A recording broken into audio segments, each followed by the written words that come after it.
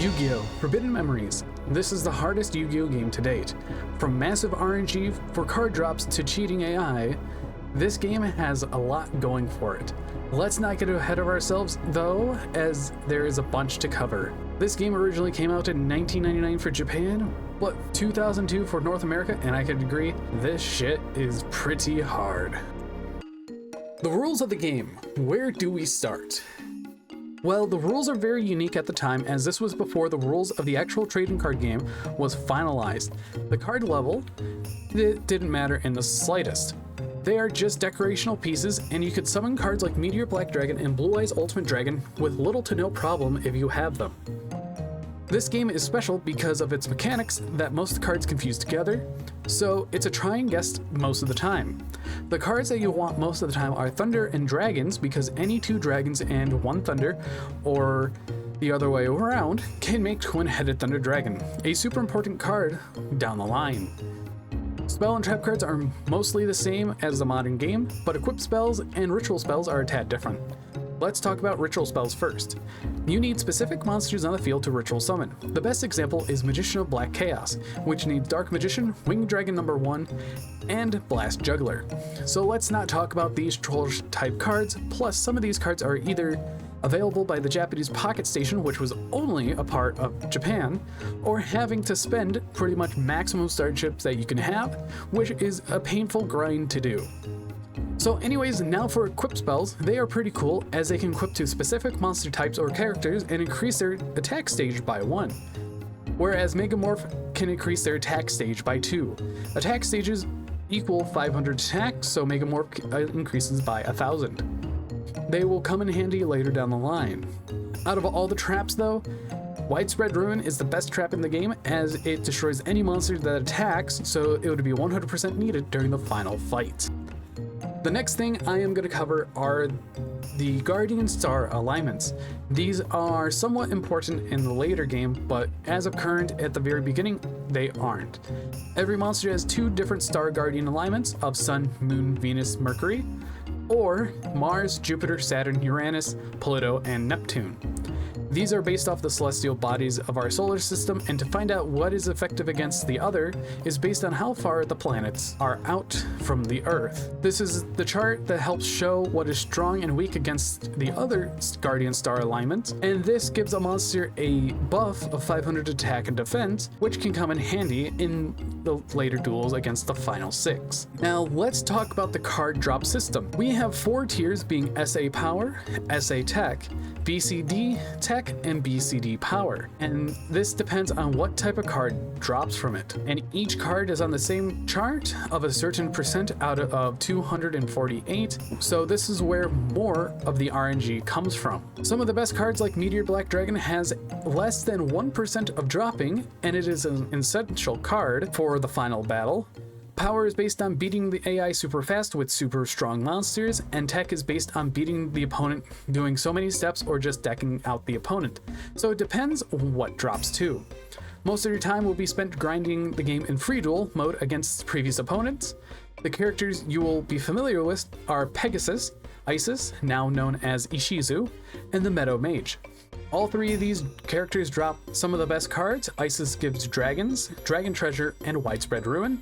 Pegasus with Megamorph, and Meadow Mage with high-end monsters like Dark Magician, Gaia the Dragon Champion, and the less than 1% Meteor Black Dragon. For the cards that we don't get by drops because of RNG, we can get them by using the Star Chip feature, which we receive at the end of a duel by winning and can be used in the password menu. These cards range from 10 star chips to the 999,999 star chips, which is absolutely insane. But this is how we get a major of our Thunder monsters for Twin-Headed Thunder Dragon, as this card will be your best friend throughout the whole game. And that is all the rules that we have to explain, and now let's get to the main part of this game. Before we get into phase 1, I want to talk about the story a little bit. High Mage Hishin finds the Forbidden Ruins to start the ritual to summon Dark Knight, granting him dark magic to obliterate anyone in his path with the most powerful cards we'll see later. As a highlight in other videos, we're going to take a look at how the decks generate I'd like to thank Sukti TV for showing the math in their video, as we have a 3% chance of getting an equip for Twin-Headed Thunder Dragon, a Raigeki, and a Dragon plus Thunder, as each deck generates with one equip, one field, and removal card. For Raigeki, you have a 50-50 chance, as the other option is Dark Hole, but the former is leagues better. You have a 33% chance of getting Yumi or Mountain out of the 6 field spells, and out of all 33 equips, we have only 5 that are viable, which are Invigoration, Dark Energy, Horn of Light, Dragon Treasure, and Beast Fangs, making it this an 18% chance. So we have a total of 3% to get the best spells right off the bat, and that would be a great start. My run after restarting with 0 dragons and 0 thunders, but we started with Mountain, Raigeki, and Dragon Treasure, so I knew I would have to grind some to get the dragons and thunders needed. Most I could do at the start were fusions between plants and zombies to make Pumpkin the king of all ghosts, which is a really great card to start off with if you don't have thunders or dragons. Now, this is the thing about this game. Twin-Headed Thunder Dragon is your best friend for 100% of the game if you can do it. This phase is the easiest of them all, being the introduction and tutorial level of the game. You can duel a total of 8 people in this section, being Simon, Tiana, Jono, Villager 1, 2, and 3, Seto the First, and the evil mastermind himself, Hishin. The first person we encounter is Simon, and after that, we have the option to duel him or run away. If you duel him, you can leave easily later. You can also grind and duel him a lot to get a lot of good drops. One thing I really want to preface before we get into this more: save after every one you duel. You can do this by going to the card shop, as if you lose once, you lose all your game progress, and you can also save in the menu screen if you're in the option where you can go campaign, free duel, deck building, password, and save. After that, we're going to grind our character a little bit on Simon so we can get a few better cards. After that, we can go to the dueling grounds where we run into Tana, Jono, and 3 villagers, but Jono comes later. After beating all 4 of these, we can go to the ceremony in the plaza, and we see our friend Jono dueling who looks to be Seto. And then we challenge Seto to a duel, but before the duel happens, he is called away by High Mage Hishin. And then we just go back to the duel grounds and duel Jono, and Seto pops up to get the match. After we defeat all those characters, we're going to continue the story by going back to the palace, and we head to our room by the command of Simon. And then Hishin attacks, and we have to run and escape, but the mages, Seto and Hishin, are there to stop the attempt, and we are forced to smash the puzzle on the ground. But before that even happens, we have to duel the High Mage himself. He has the strongest cards in the game at this point, and you must lose against him to progress the story. His deck contains many powerful cards, including Perfectly Ultimate Great Moth and Black Skull Dragon. It even has a chance to draw all 5 pieces of Exodia if the game goes for too long. For this part, you're supposed to lose against him, and to leave, you must smash the puzzle that Simon gives you to progress further, so Hishin doesn't get to finish the ritual he wants to do. As we enter phase 2, this part of the game is actually quite fun, where we have to meet most of the characters we have to grind against for good cards. It is a tournament style event at the Kaiba Corporation, where we have to duel against 9 characters throughout the event. Rex Raptor and Weevil Underwood are the easiest of the 9. My Valentine, Bandit Keith, Shadi, and Yami Bakura can give you a little extra trouble if you aren't prepared. And finally, Pegasus, Isis, and Kaiba can give you a run for your money, as those 3 have powerful monsters if you aren't ready, ranging from Black Skull Dragon from Isis, Meteor Black Dragon from Pegasus, and Blue Eyes White Dragon from Kaiba. After each duel in the tournament, I suggest saving as you head back to the card shop so you can edit your deck, or return to the title menu to do free duels to grind cards from Rex Raptor. Rex Raptor gives you useful cards like Dragon Zombie, Crawling Dragon number 2, and the chance to drop either Osilius Hero number 2 and Electric Snake on POW SA. And if you choose to grind on Tech SA, he will be able to drop Beast Fangs and Invigoration to help boost your Twin-Headed Thunder Dragon's attack to help during the final 6. The next main character we'll be stopping at to grind is Pegasus. During the Kaiba Corp tournament, we'll be cautious about Pegasus, as he has a 0.39% chance of summoning a Meteor Black Dragon, which could be hard to deal with as most of our cards cannot attack over it, unless if we previously grinded to get the equip spells from Rex Raptor. everyone's favorite character because he drops some of the best cards in the game. If you grind on the Tech SA option, he can give you Dragon Capture Jar, Yumi, Megamorph, Bright Castle, Harpy's Feather Duster, all with a good chance out of 248 or a 0.1% of a Crush Card Virus. So you can grind him if you want to get all these specific cards, but I highly recommend getting Megamorph and Dragon Capture Jar. After Pegasus, we finally duel against Ishizu, formerly known in the game as Isis. I love import translations, man. Super nice. She is one of the harder opponents, as I said before, as she can rarely summon Meteor Black Dragon at a 0.49% in the starting hand or during the duel, which is why we grinded Pegasus and Rex Raptor prior to the duel, so we have an easier time going into this. After we defeat her, we can grind for certain cards from her in Tech BCD, like Umi, Dragon Treasure if Rex Raptor didn't drop any, and Widespread Ruin, a super important card for later. And finally, after this, we go on to duel Kaiba, the final opponent in our way to get back to the Ancient Warrior, because after dueling Shadi, Isis, Pegasus, and Kaiba, we obtained all their Millennium items, so we head back to the next phase. As we enter phase 3, this is where the difficulty curve ramps up. We are in the final part of the game before we can fight the final 6. First off, we must go to the Pharaoh's Palace to fight the Mage Soldier, as we can find that Simon left a map for us, so we can find the Forbidden Ruins that Hishin found at the start of the game. When we head to the old duel grounds, we run into Jono as he takes us to the hidden duel grounds, and we can opt to duel him, Tiana again, and the 3 villagers again if we wanted to, and this is where the bulk of the duels are handled. In the map, we can only go to 3 places right now, being King's Valley, Shrine of Glory, and the Old City. Since we already have the map from Simon that we left for us, we can head to King's Valley to run into Sedan, who takes us to the Forbidden Ruins. As we look at the art on the wall, Seto appears and tells us we have to fight all 5 High Mages to attempt to fight High Sage Hishin. Let's talk about these mages, shall we?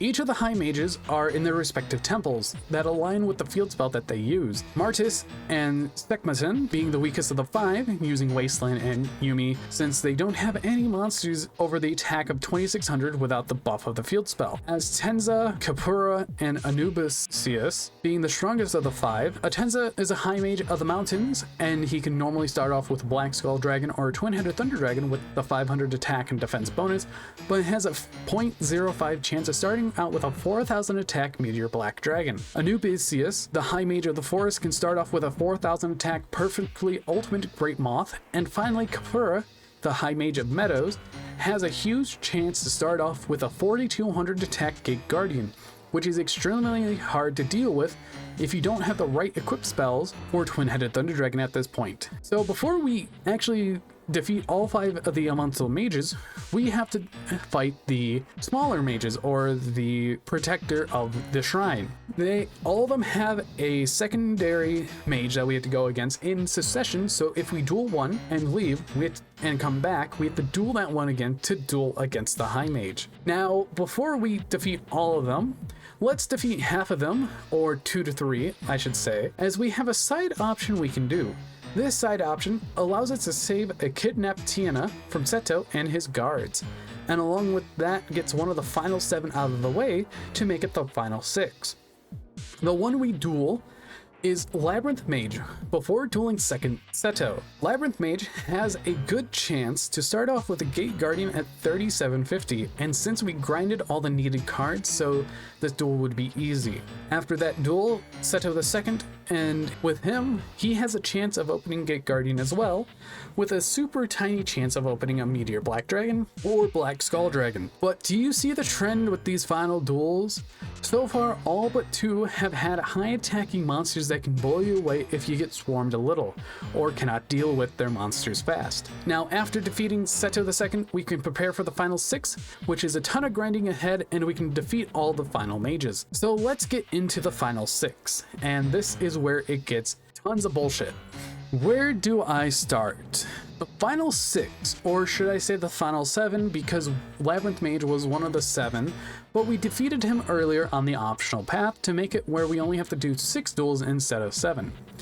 These 6 are the epitome of bullshit.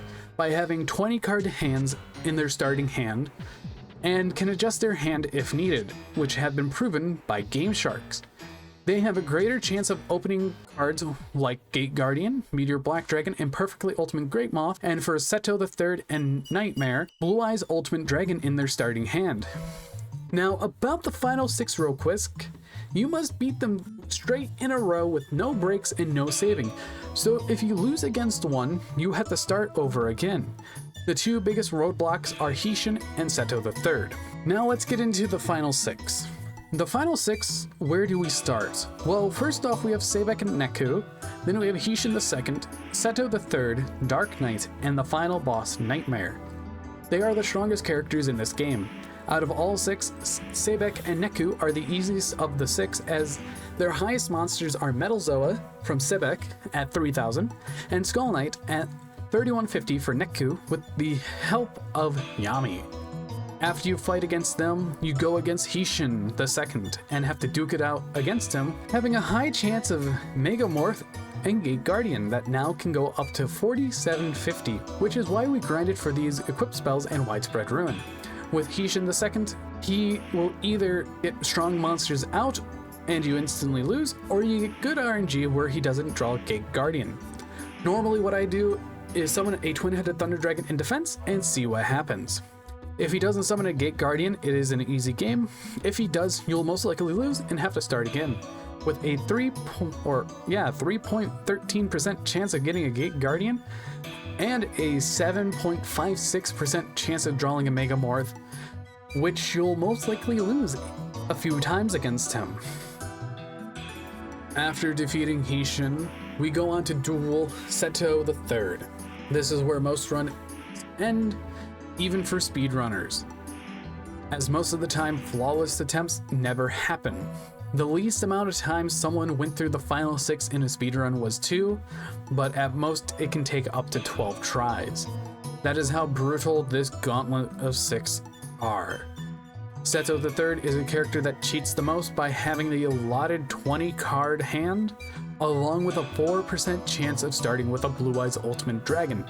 And in his deck, every card has a 4% chance of being a Blue Eyes Ultimate Dragon, so 99% of the time, he will start with 1. This is the epitome of cheating on a different scale, being able to summon a monster with 4500 attack turn 1 and can summon a second one without hassle. This duel is a handful if you aren't prepared and ready for it. Cards I do recommend getting are Dragon Capture Jar and Widespread Ruin exactly for this duel. And when I say he cheats, he absolutely cheats, because people have Game Shark the game and saw that his hand adjusts to what you have. Finally, we have defeated 4 of the 6, and next up is the final boss, or should I say the final bosses. As we defeat Seto, Hishin is able to get all the Millennium items and revive Dark Knight, but Hishin is soon betrayed, captured in a Millennium card, and burnt to a crisp. This is a fun way to go out, right? But at last, we must duel Dark Knight and his second form Nightmare to seal him away for good. These two are easier than Seto and Hishin, but still relatively strong. Still able to put strong monsters out on the board like Meteor Black Dragon and Black Skull Dragon for Dark Knight, and is an easy sweep. But after defeating Dark Knight, he refuses the loss and turns into his true form, Nightmare, and instantly puts you into another duel. His deck is different from Dark Knight and has no spell and trap cards, but instead of having high-end monsters like before, he has all of them we've faced, from Black Skull Dragon to Meteor Black Dragon, Perfectly Ultimate Great Moth, Gate Guardian, and the legendary Blue Eyes Ultimate Dragon. Nightmare's lineup is a gauntlet of high attacking monsters to swarm you out of the game and make you lose, unless if you get extremely lucky with your draws or the AR RNG. After we defeat the final 6, we seal Dark Knight into his tomb once again and bury it so it can never be found, and become the pharaoh of this ancient land, and named after Yu-Gi-Oh! When I ran the final 6 on stream the other day, I was lucky on my 4th attempt and didn't see a single Blue Eyes Ultimate Dragon, which was extremely lucky, and they were summoning monsters in defense. I was astounded that those never popped up, and it happened this way. The RNG drops I had before going into them were crazy, as well as Pegasus gave me a Megamorph and Meadow Mage gave me a Meteor Black Dragon to make it a tad easier later in the gauntlet. I'm going to be adding the 4th attempt onto this video, so if you want to skip it, you can go to this timestamp here, or you could watch through the whole thing, but there is a special message at the very end. Thank you everyone for watching, and I'll see you guys in the next video.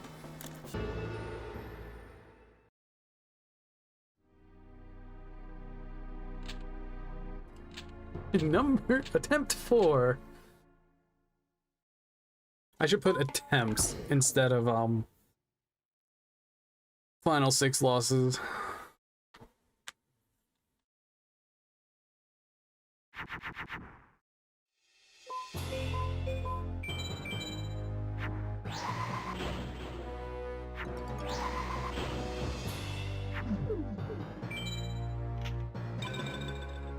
Gonna see what he drops first. I should have switched to defense.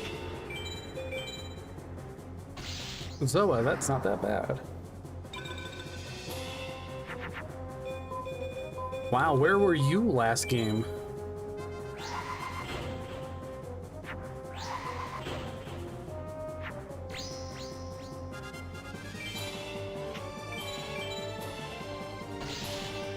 "13 dragons and didn't draw a single one."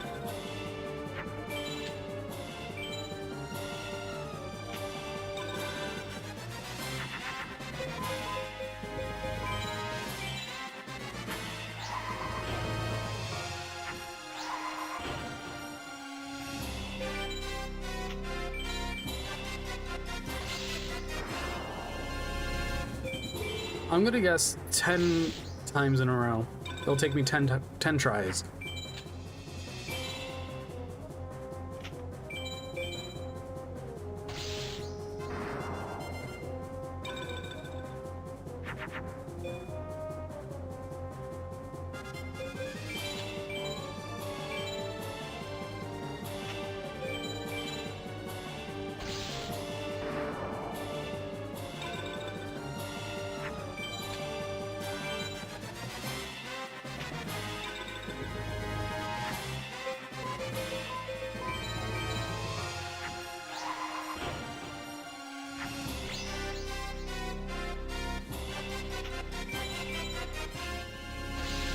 Super War Lion. This man's pulling out all the classics.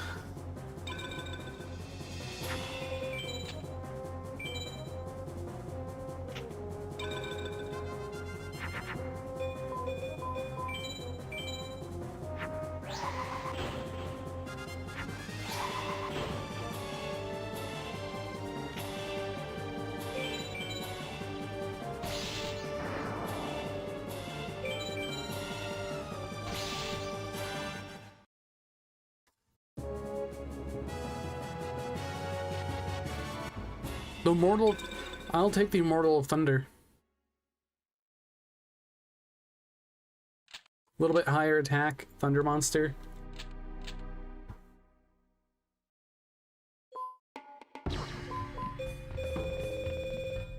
I can take out the Wood Remains.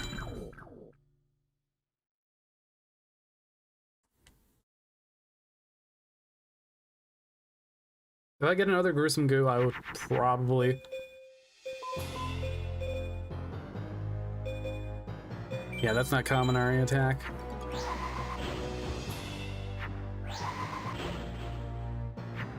Had the Futurama squint to think.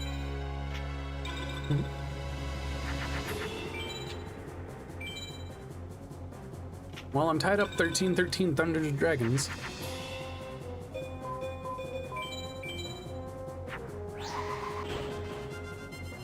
These two are just buys. And I'm fine with it.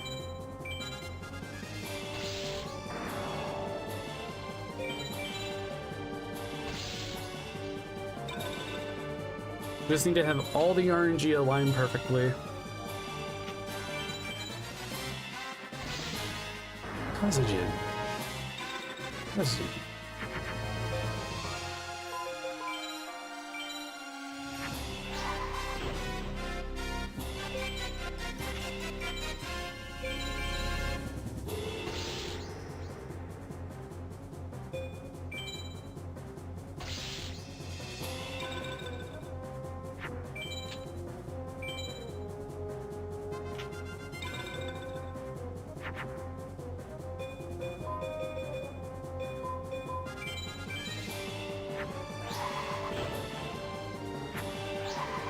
Yep. Furthest we've gotten was Seto. Twin-headed Thunder Dragon is the only good dragon that there is that you can fuse up into when you don't need certain pieces like Red Eyes Black Dragon or Meteor Dragon. The ultimate card. Exactly, it's the ultimate card. It's the one card that speedrunners always try and get to so they can win against all this random RNG mess.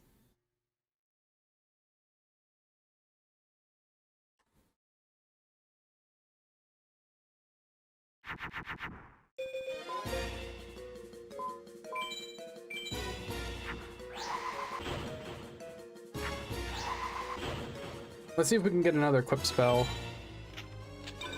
I hope he goes on the easy mode, like what happened last time.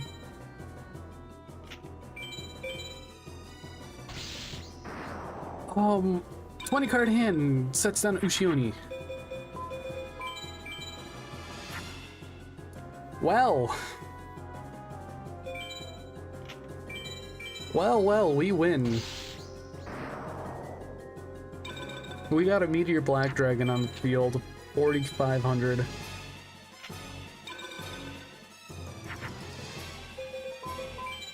Now we need a subsidiary of Twin-Headed Thunder Dragons.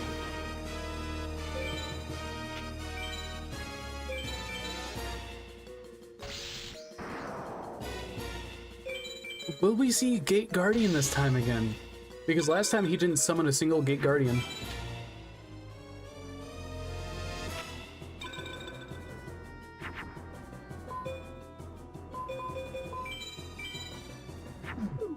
I don't think so. Wait, those... I shouldn't have a detect... Oh, it's just... Megami.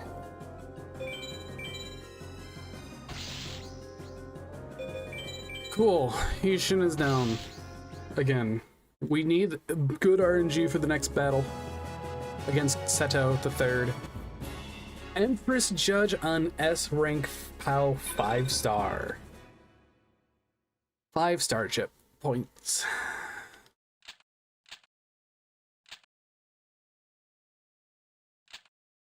And now we're back to spamming A for dialogue. Let us go to the Forbidden Runes.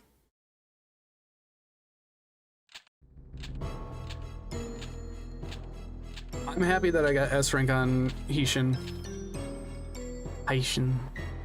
Is it Hishin or Hishin? Or does it not matter?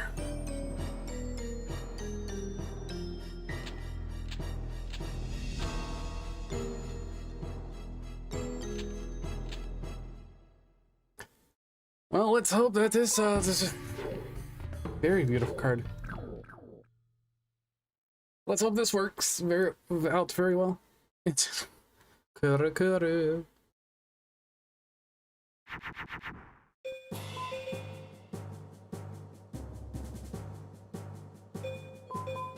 Let's just summon out the Twin-Headed Thunder Dragon.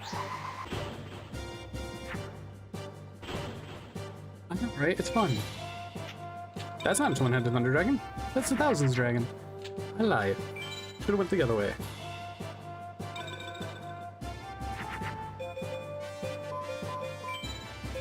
I'm sorry.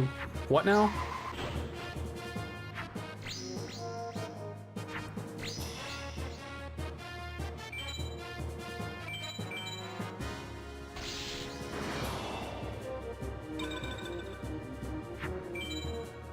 This better not be the Blue Eyes Ultimate Dragon.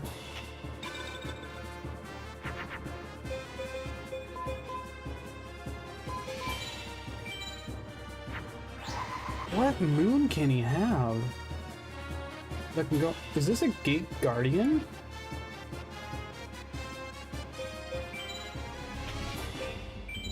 Oh, I should have done. Oh, metals.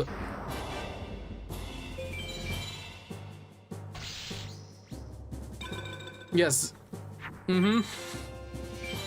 Did he not get a single bull? I think I'm. Oh, I actually might.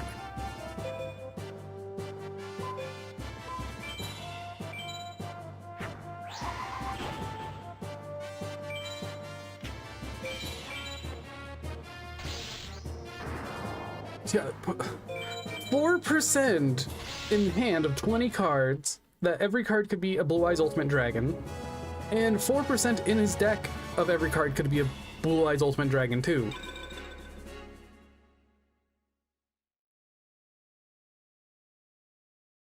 But 20 cards in hand?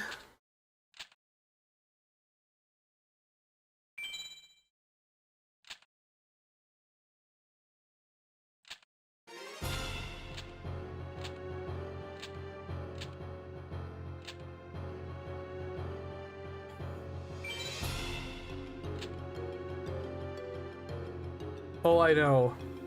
The last two, they are something else. Come on, darkness, come on. All the Millennium items.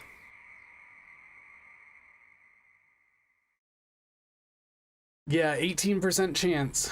I know that, Dark Knight, I'm not too worried about because his highest monster is a Meteor Black Dragon. But he also has every goddamn good spell and trap card in the deck. This man is Chad. Like, high Chad.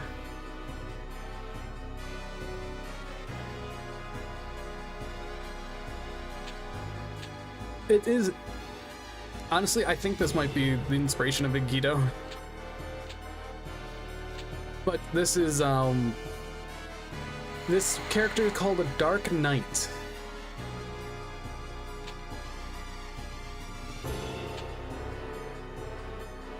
This is the noisiest card I've ever created.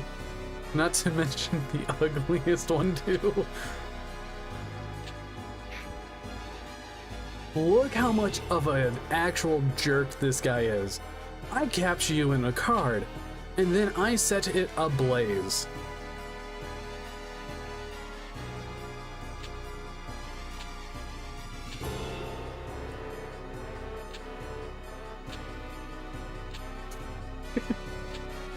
Or can you say what?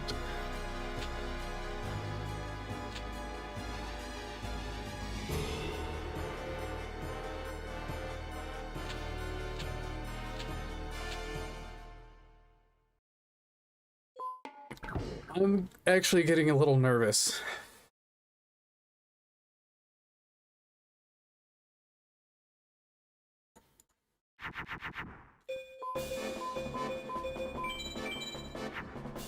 Does he have Raigeki?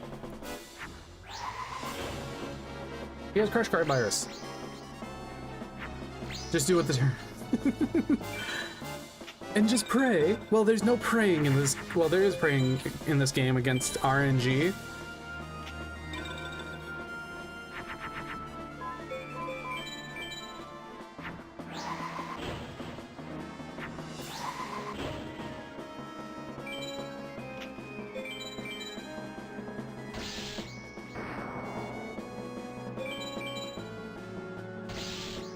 Was that a Metalzoa? I don't think so. That was Meteor Black Dragon. That's his highest monster, being Meteor Black Dragon. And Black Skull Dragon.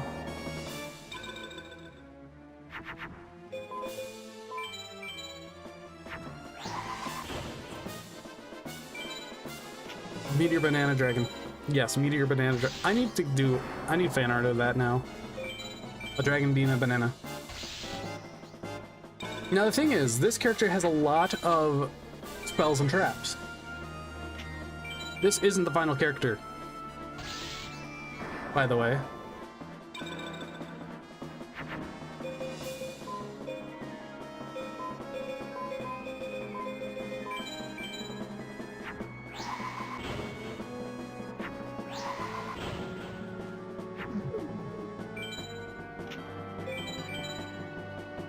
Well, that one was easy.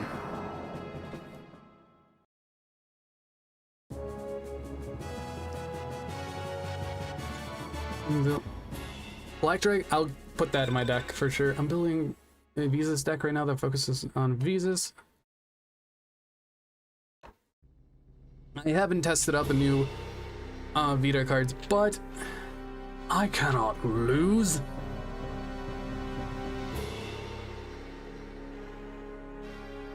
Oh boy, one more time, one more game.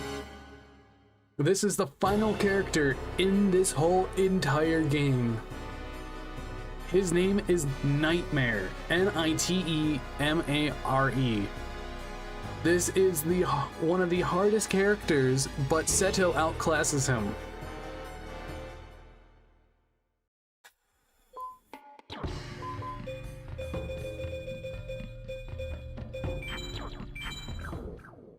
GXA, what?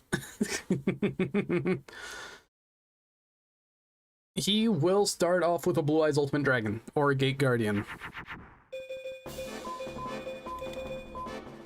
I'm gonna keep these, and just see what happens.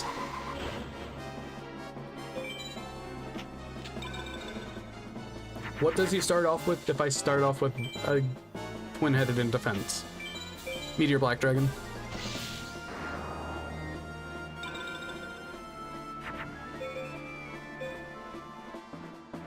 Well, this is bad. I'm gonna keep the Dragon Treasure, get rid of the Beast Fangs. I should have just went all out. Should have just went all out, or set a card.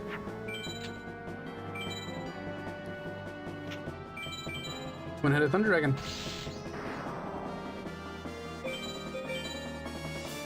One thing about this character, he does not have a single spell or trap card. Black Dragon came in a clutch.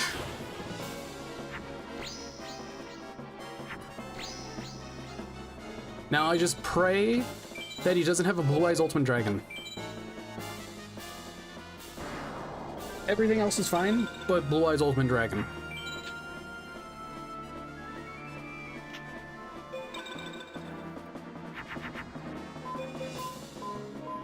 I'm just gonna set this. Precautionary. I think I win.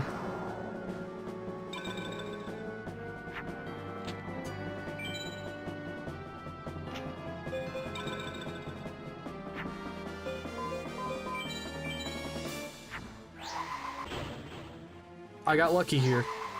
This run was lucky.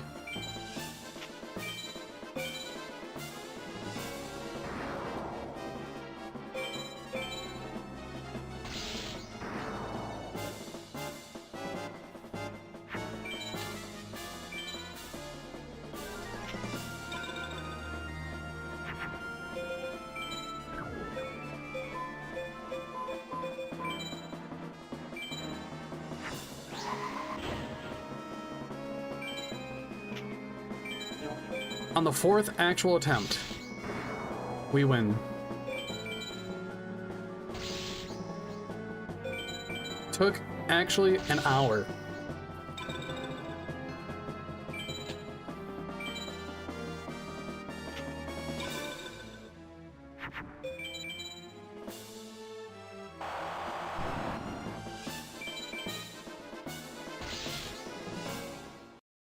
GG. Petite Dragon. Started with a dragon, ended with a dragon.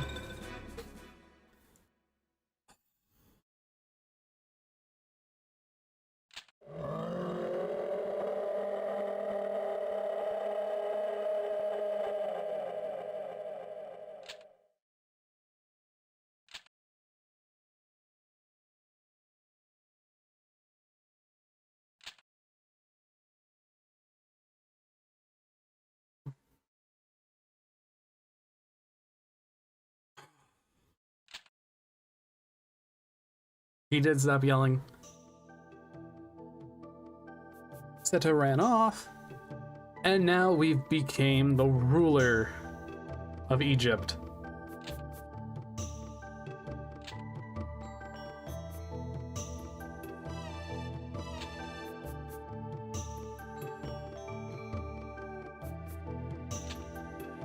Before I end this video, I do want to thank Sukti TV, the Rixar, and Manga Cayman for giving me inspiration to do a video on this game, as it was my childhood. During the past week, I live streamed this game and had tons of fun and explained the game to many others and people who enjoyed it, as it's one of my favorite games of all time. Back in late 2011-2012, when I was 13-14 years old, I wanted to beat the game, and I did so because on the PS1 it was easy to duplicate cards by using 2 memory cards and trading between yourself and back. And this game was the game that got me back into Yu-Gi-Oh! Because the set that was out and was about to come out was Order of Chaos and Galactic Overlord, so I came back right when things were hairy with Insectors and Windups. This game was a ton of fun to play and go back to, and it reminded me all the memories I had when completing the game the first time. I do also want to have this here. Thank you, Kazuki Takahashi, for many great memories just because of this game, and the main reason it got me into playing Yu-Gi-Oh! The card game itself again. So thank you for a great childhood and all the amazing memories.